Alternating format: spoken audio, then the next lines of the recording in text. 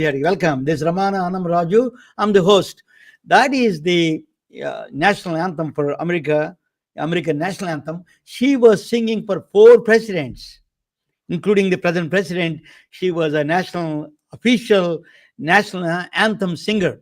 Mary Melbourne, good friend of mine, and you need to come back, Mary. Don't take breaks. We need you.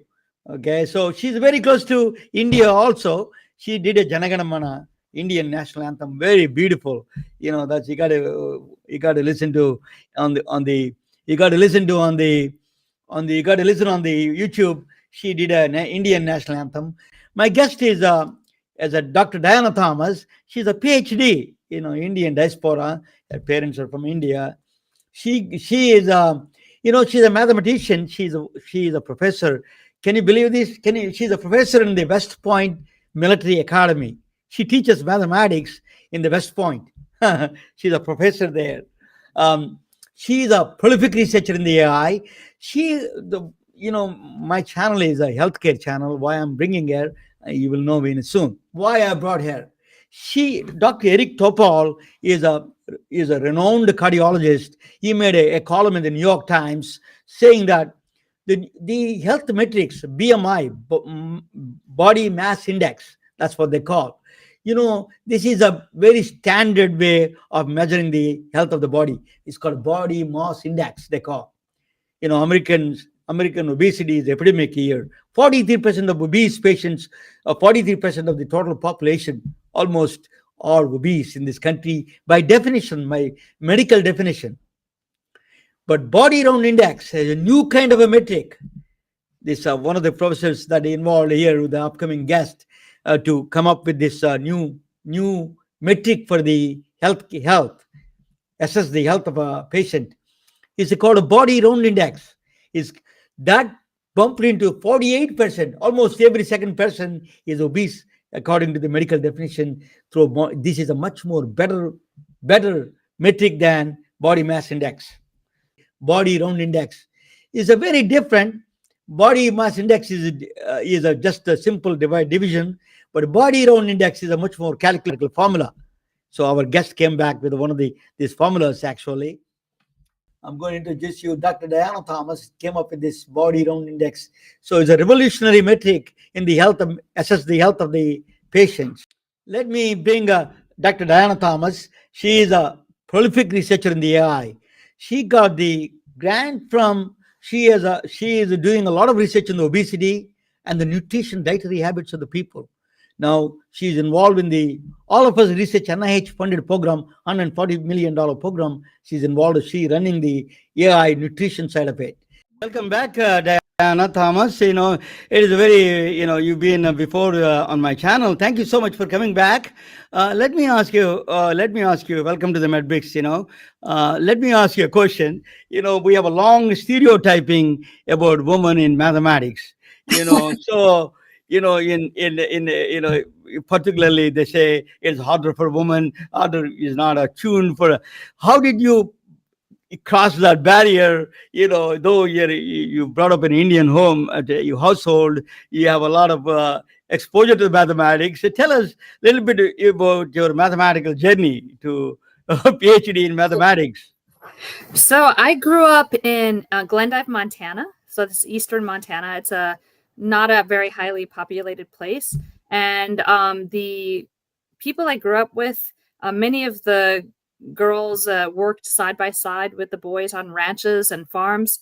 And so we never were told, I don't recall ever being told that these are girls' things and these are boys' things. And my parents never said, hats off to my parents. They never said these are boys' things and these are girls' things. My dad had 5 girls in the family and 1 boy, and he really treated us and expected the same from all of us. And so that was how I grew up. I never knew that there was anything different between a boy and a girl, and they're supposed to do different things. Then when I came to college, my first professor was a female professor. She was actually, if not the first Black female PhD in math, she was one of the first for sure. So this was my first role model at University of Montana. And there I never knew anything was different for boys and girls. My first teacher was a PhD in math. And so then when I went to graduate school, by that time, the one thing about mathematicians is about math, you're just one of the club. They don't look at you. I never felt anyone looked at me and said, you don't belong here. As long as you can do math, you're part of the gang. And so the math community themselves, I believe, are very one-sided in this. There are, instead of a discrimination against a woman, there's mathematicians and non-mathematicians. Those are the two groups of people. So hats off to your father. Hats off to your father and mother. Doing that. Instilling. My daughter is a statistician. She went to she got a degree in statistics. That's like really inspiring. But you broke a lot of stereotypes. Another one is you from a traditional Indian family to all the way to military war. You went to the U.S. Army side. How did you that is a bigger step actually. Tell us a little bit about that journey. So, contrary to popular belief, we have a lot of mathematicians in the United States. So when I graduated in 1996, a long time ago, from Georgia Tech, I applied for different colleges, and you got to put yourself in that back in the 1996 timeframe. The internet was just starting. Beginning. We were just starting to do online applications and mass applications to places. So I applied to 90 some jobs. And one of them, I met with then Colonel Chris Arney at the joint math meetings. They were recruiting for new professors at West Point. So civilian professors were just starting to be a thing at West Point, because I think Congress mandated by the year 2000 that 25% of the institution be civilian professors. And this was for a large range of things to bring some of the disciplinary depth to the institution. So West Point started these 3-year positions back then, postdocs. And I had one interview. It was with Colonel Chris Arney at the joint math meetings in Florida. And I told my mom later, I think I have this job. And lucky for me, I did have the job. It was not a, they don't hire, we had postdocs only back then. And then there were some senior civilian professors. I came to West Point at 27 years old. I was one of these young people that were just on a 3-year rotation postdoc. And I was blessed that in 2016, they asked me if I would come back as a senior person. But in between that time, I was at other colleges. West Point just called me back. So But by the way, I was in Atlanta in 1996. I had office not that far from Georgia Tech, on a Peachtree Street. I had third and Peachtree Street. I had my office. It's not too far from there. Yeah. So I will say I'm this from. about I will say this about West Point though, and we it's great we connected now, and we were just side by side back then. But my son went to West Point. He graduated in 2022. So our family is Colonel Arney started off our whole marriage with West Point. So Congratulations. That is a big proud moment for you. yes. um the reason you are, my channel is a healthcare channel. Everybody's wondering why I brought you here. They may be wondering, but the reason is, nowadays I tell you that you introduced a very revolutionary concept. Is called body round index, roundness index, or body round index. I don't know, roundness index probably. What is the difference between the body mass index and the body roundness index? Can you explain that? And what is that differences really? You paid attention that why you got this idea of BRI. So I think I mentioned this on the last time I was on here, but body mass index, you can actually explain why you would take weight and divide by height squared in terms of geometry. And the piece about that is that we're considering the human body as a cylinder. And if you remember from high school, the volume of a cylinder is height pi r squared h. So the r squared is really kind of where the h squared, so you can kind of picture a square type of thing coming from one of the dimensions on the body, relates it to the volume of a cylinder.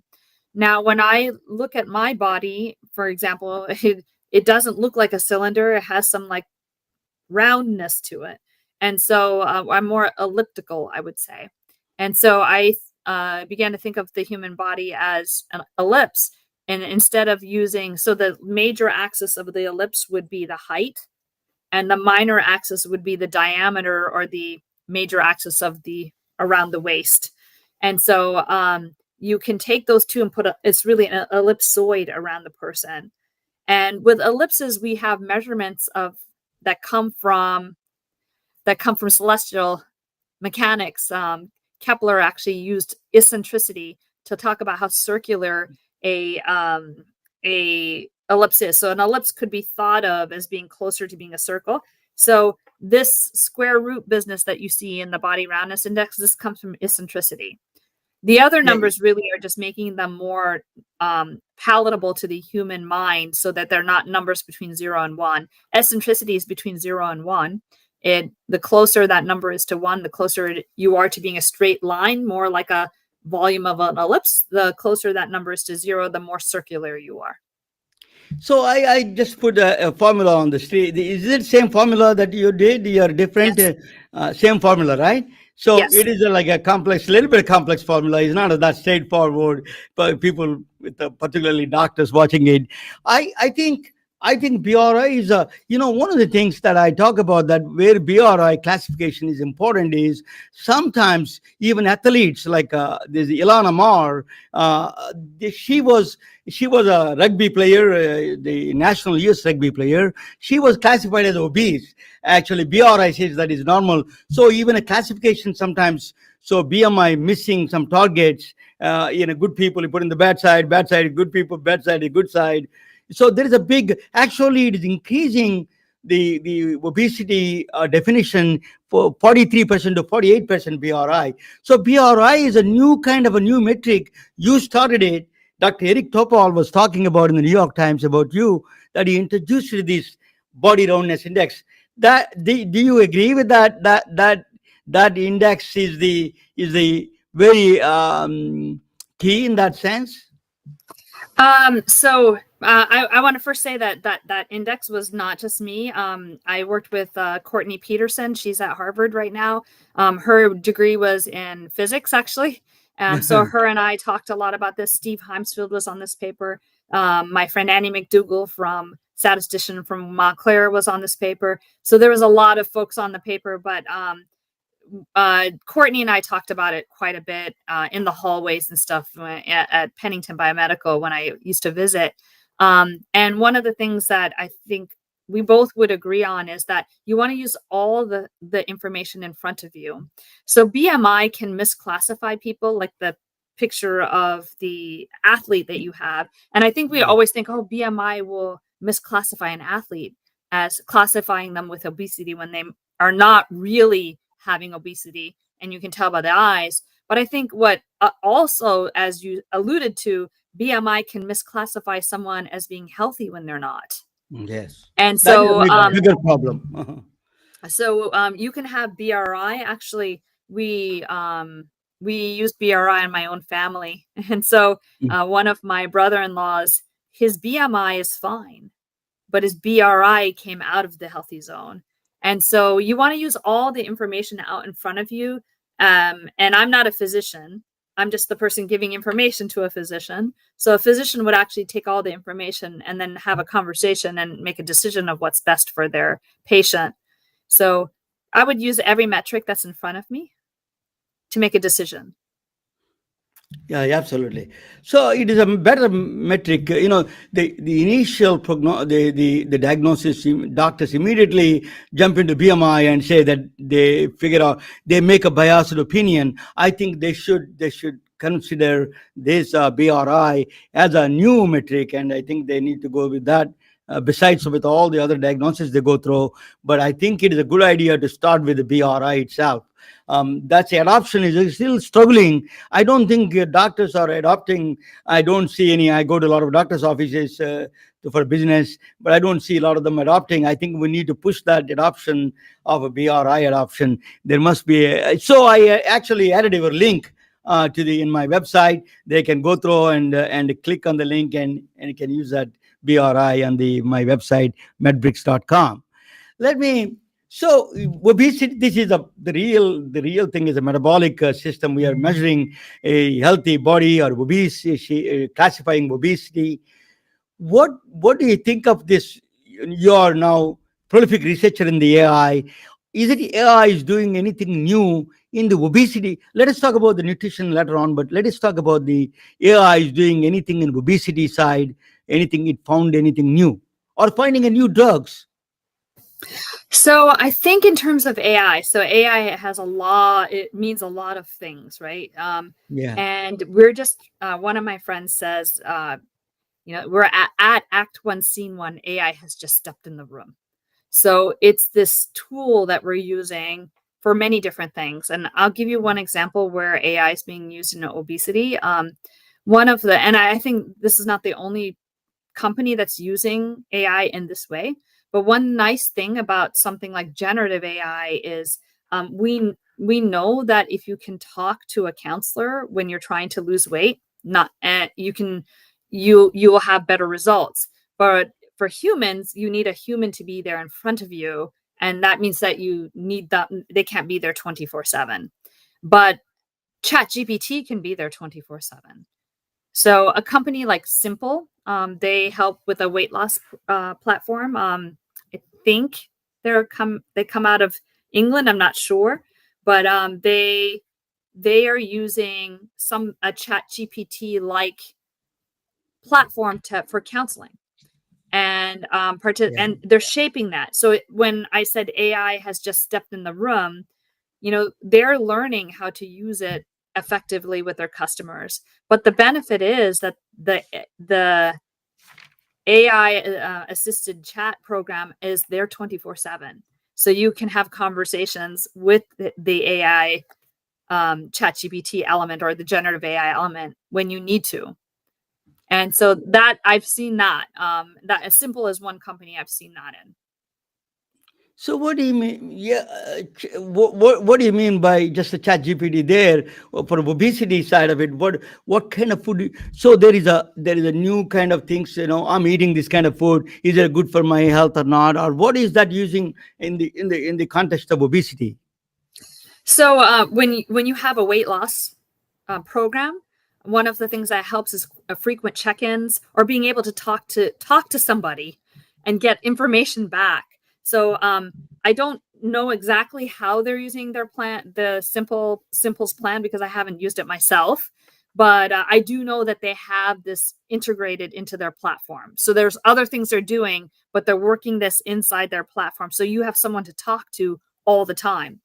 But I myself have used ChatGPT. So I don't know that they're using ChatGPT, but they're using generative AI to do this. Um, I myself have used it to develop meal plans. So here's what I can do is I had a thyroid issue and I wanted thyroid healthy foods.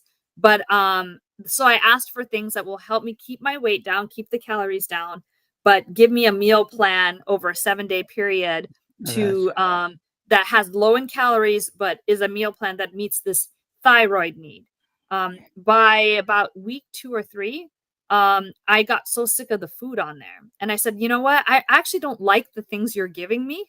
So I yeah. told it, I don't like this kind of food. I like pizza, burgers, um, and I like Italian food. I like Asian food, like ramen bowls. I like Indian food. So I told it what I like. I like Mediterranean food. I said, give me a diverse meal plan that meets the thyroid, but gives me that feeling that I had those comfort foods. And it did. It gave me some fabulous Excellent. recipes. Um, You see and it, that value right there. Yeah, that is yeah, a that's a and it also beautiful. does something else pretty well. So one of the things that ChatGPT does, and probably all the generative AI is using LLMs, large language models behind empowering them. But one of the things that ChatGPT does really well is if I'm at a restaurant, I can take a picture of the menu Yeah, and say, I am not at home. You gave me this 7-day meal plan. I am here. What's the best thing on this menu I can have? And it not only tells me what I can have on the menu, it also tells me, you can ask for the Beyond Burger, but ask for it without in an open face. sandwich. So only the bottom bar. So it gives me advice of how to choose that. I also can take pictures of the food and ask it to estimate the calories, estimate the macronutrients, and so it'll give you the full report back of the picture. And that might seem like it's an obvious thing, but this is a really, really hard Very. problem that has not been broken by before generative AI in a good way. So one of our I have an invention actually that I'm part of it with a team, and we have people take pictures of their food, and we try to estimate things like the calories in the food, and that's a really hard thing to do. It's a Yeah. really, really hard thing to do. So Yeah. now it's easier. In the advent of generative AI, this is much, much easier. Absolutely amazing. In my view, that is really that's where the AI can really make use of AI, is that on the real time, and ask the advice in this menu, what should I order? And then if I eat a little bit more, maybe I can adjust tomorrow. I should be not eating any food, something, or maybe intermittent fasting or something. So I think that is a great way. Absolutely, you demonstrated very well where that use of obesity, Uh, I obese would people. I would say again, just my friend Rodolfo Barango. He's a geneticist, I think, but he said this AI has just stepped in the room. Act one, scene one, AI has just stepped in the room. We still need to sniff check it. So we still need to go back. So what I do usually is I ask ChatGPT, is what I've been using. I ask it, why are you telling me this? Show me the evidence. Show me which papers in PubMed. Hmm. Tell me where to look for so I can find the evidence behind what you're telling me. Yeah. So we still have to do our human due diligence and sniff check whatever we're getting from any of this generative AI. So Diana, we came a long way from the last time I spoke with you, but this time AI went up far ahead of that. A lot of hallucinations went down. It is really proving beyond beyond a lot of things. Even I was surprised about that the progress that AI made. So that in the particularly in healthcare is still a slow process, but is they're slowly adopting it.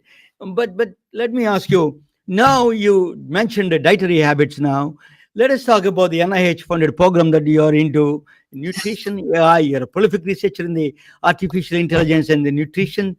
So the NIH funded program, all of us, I actually interviewed some people before about all of us about that. Can you tell us all of us about it's like a 1 million people population. They want to take it and get the all kinds of data inside, right? Can you tell us a little bit about the NIH funded program, all of us program, and then all of us research program, and then your particular participation in that one?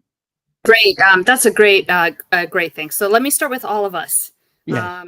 So all of us is really an amazing study. So it is a cross-sectional study. It's a cohort study, so it's not it's collecting data from people. But unlike other studies in the past, all of us, they're collecting it from all of us. People are recruited to the study to provide information, their EHR, electronic health records. They do a battery of surveys, questionnaires. They have some measurements. Some of them contribute Fitbit data. So there's a wealth of measurements in this, all of us, and they also contribute their genetic data. So you have genomic data inside the same database. So you as a researcher can go and interrogate this database. It's open to researchers. You can register for an account, and you have to have a research question, and you go through a set of training first to get into this workbench. So you'd go to the All of Us Researcher Workbench site, and they'll explain what this study is about.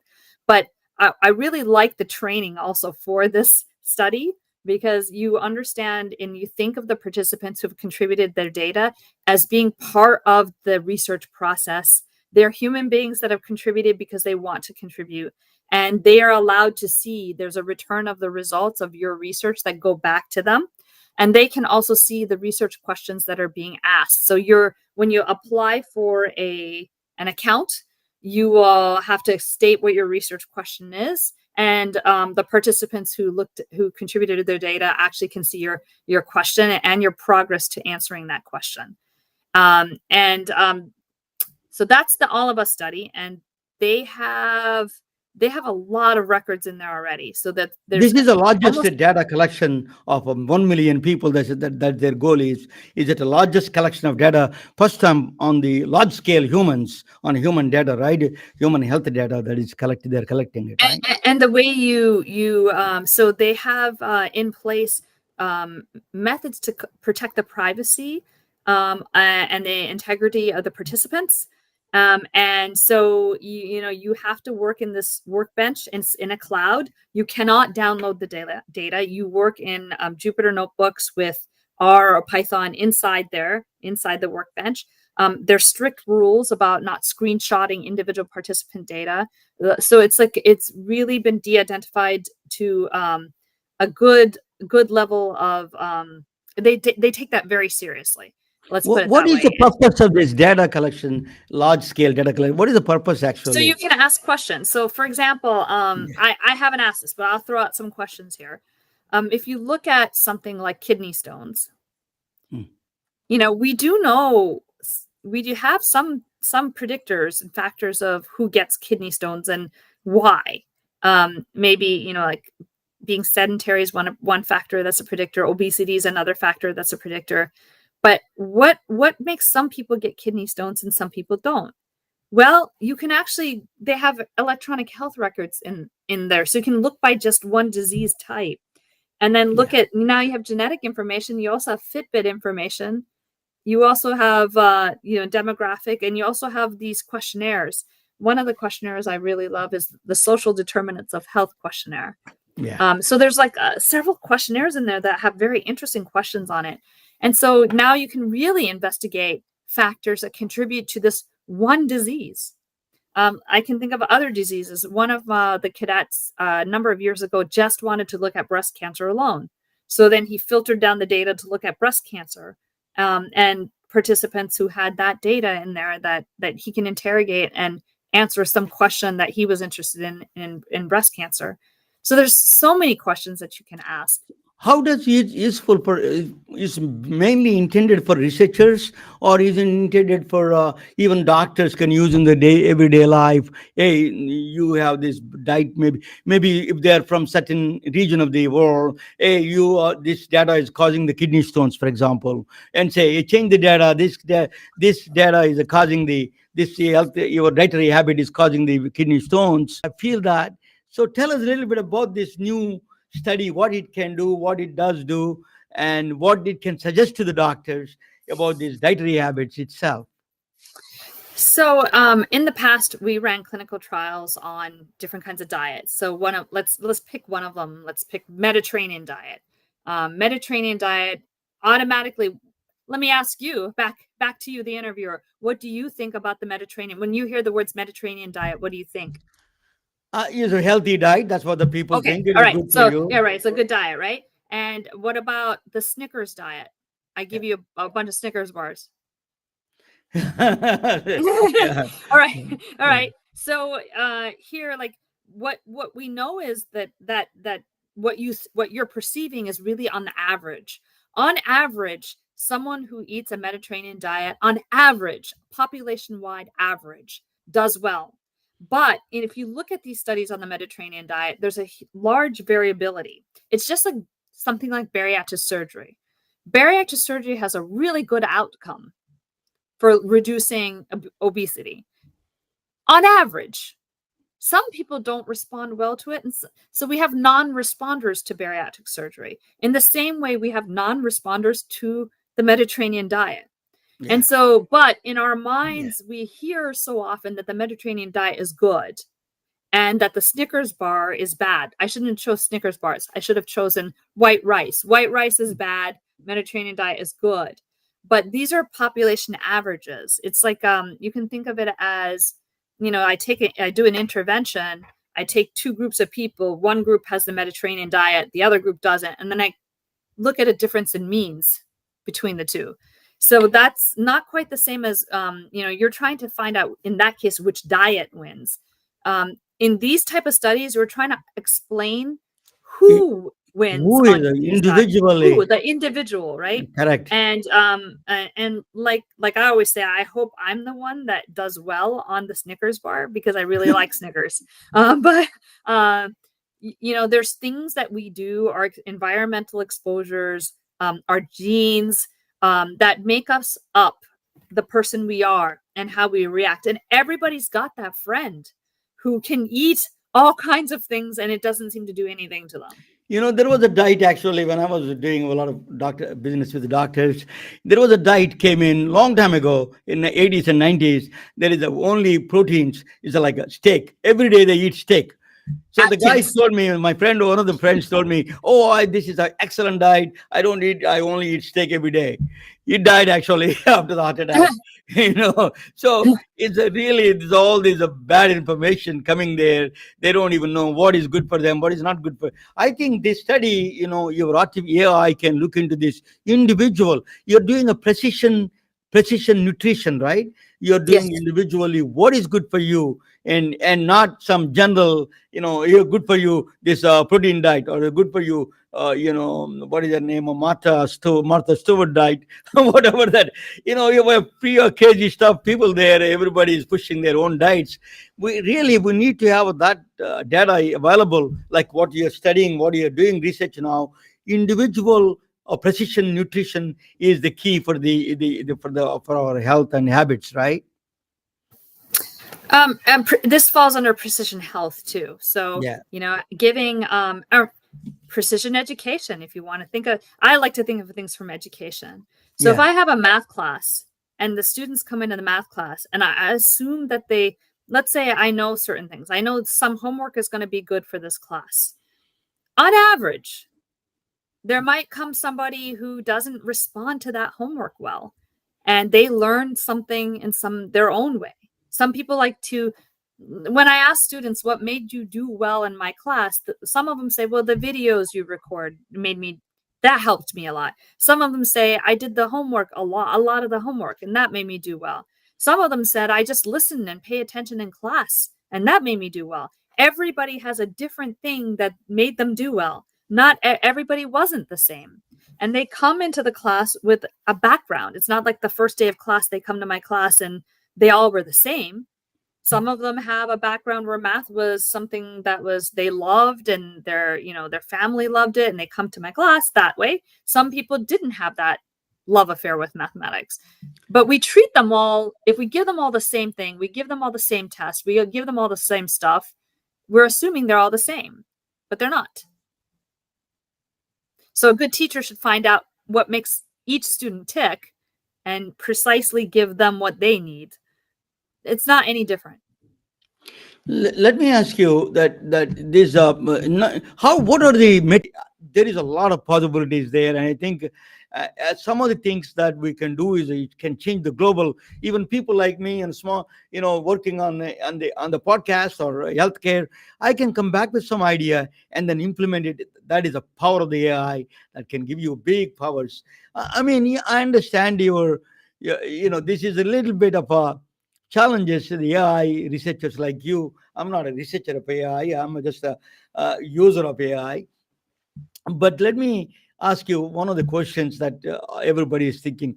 You think we will find eventually the holy grail of cancer, diabetes, all the chronic diseases with the AI? What do you think? Just a guessing. I know I don't want to put you in the wrong spot, but just a wild guess. If you do that, you think AI can help us and reduce the suffering in the world?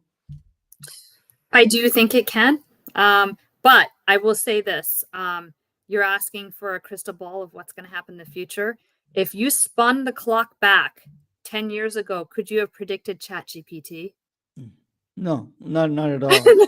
So and if you spun the clock back, could you have even, let's go back to 1980, could you have Yeah, predicted the internet? no. So it's really hard. And what my friend said, that AI has just stepped in the room, we don't know. We don't Is it know. bad or good? It can be friendly or Yeah. cold, right? So one. And he said, I use it every single day. Yeah. if you use it every single day, you'll see what it can do. And what I see that the best things that happen when I've used the most of my mind and I've combined it with the most of the generative AI mind. And we're intertwined. It's not that AI did something for me. We're doing something for each other, back and forth. And so to me, the more you come in with the better initial condition of your question, and the more thought you put into how you're interacting with this new tool, the more we're going to be able to solve problems. Excellent, and it's a wonderful talking with you. It is really a lot of educational talking with you. It is you're truly a blessing for United States, and thank you for your service, civilian or military service. Thank you for that. I think we need people like you more and more talking about AI, and then educate all of us in the sense that, particularly in the, this is the first time people like you, mathematicians coming in the healthcare area. I really love that. That's my field. I truly love that. I think this is a time mathematics is directly applying to healthcare. You are one of those demonstrated very well. Thank you so much for joining us. The MedBricks is honored to have you. Thank you again for having me the second time and also being very flexible with me.